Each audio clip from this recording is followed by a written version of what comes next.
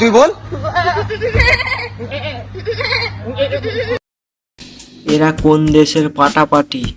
জীবনে প্রথমবার দেখলাম এসব পাটাপাটি। যেসব ছেলেদের বউ নেই তাদের জন্য আমি আছি।